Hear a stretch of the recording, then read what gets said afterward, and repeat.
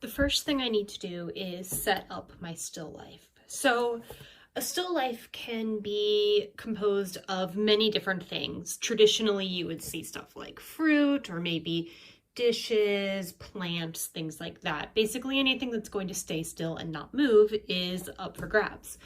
I have a background here that I can work into, so it's going to eliminate any extra detail around my still life that would get in the way.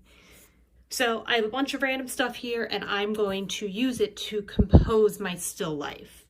The first thing I want to make sure I have is a variety of heights of items. So like I wouldn't just use the shell, the apple, the orange, and these little weird deer thing.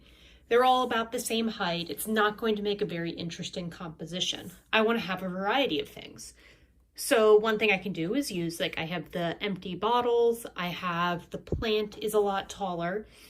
So I can have tall things and short things, but I kind of want something in the middle right now. So one thing I can do is use something like this little dessert plate stand thing to maybe lift some things up. And I really like that because I have now something kind of middle height. I have some cast shadows and I have a little bit of overlapping. So I think I'm going to have the plant and the apple on the stand. And now I'm going to reach over here, and I don't want the Topo Chico bottle. I don't want the Coke bottle because I want to kind of have a theme of what I'm going for. And maybe it's by color or by shape.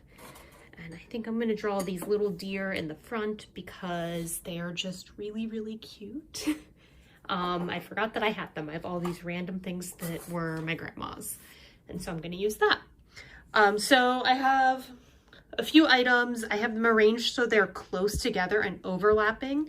I have short things, I have medium things, I have tall things, which is kind of like having foreground, middle ground, background. So this will be a good composition. I also don't like to have it be perfectly centered. I actually might even spread this out a little bit. Whoops. Little baby deer, big deer. Okay, ignore all that stuff. So this is what I'm going to focus on to draw, and this might be a little awkward coming up because I want you to be able to see what I'm drawing and my drawing at the same time. Okay, so we are reset now, and I've tried to set this up so you can see what I'm drawing and the still life at the same time. So when I draw still life, the first thing I'm going to think about is the view. Sometimes we'll even use a little rectangular viewfinder, which is almost like a framing device on a camera. So it decides what you're going to include and what you're not going to include. I'm not going to use one here, but I am going to think about using my whole paper, use the full composition. And a lot of times when I start a still life, I'm going to look at kind of the big general shapes all at once. I'll lay everything out and then come back in and add detail. And for our purposes today, you really aren't going to need a huge amount of detail because these sketches are preparing you to do a painting in a couple days. So I think the easiest thing for me to start with is going to be the apple because it's basically a circle. I'm going to kind of put it just below center and on the probably right third of my paper. I use my pencil as a measuring device. It helps me to see what I'm drawing. So I'm going to put my apple maybe here.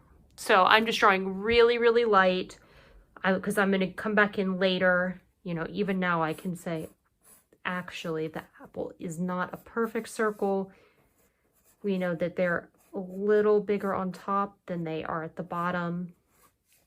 And so I can kind of refine that shape as I go. What makes the most sense to me now is looking at the space between the apple and the tea box that's holding the plant. So this is one of my other big tricks when I'm drawing a still life. I look at negative space and positive space. So I can see that curve, the edge of the plate, and then the tea box comes up here and it ends just above where the apple is. And then I'm going to use my pencil, and what I'm doing right now is lining up these angles of the straight edges there. And if I line up those angles, then it helps me to transfer them onto my paper accurately. So I know if I've got that shape, the back of this is going to match it because that box is square. And then I'm going to come back down. I can see there's a little lip on the box. And then I'm just going to bring this all back down all the way to here. Sketch for my still life.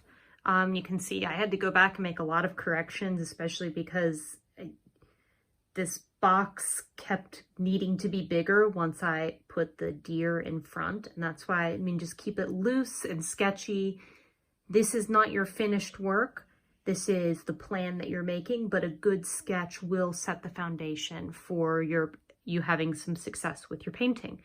The last thing that I would do before you finish up with your sketch is I would actually take a picture of your still life, because you might want to go back and reference it. You might need to reference colors or just check on something that might have been confusing in your drawing. So whatever it is you choose to draw, whether it's weird porcelain deer or a pair of shoes or your lunch, I hope you have a good time making your still life.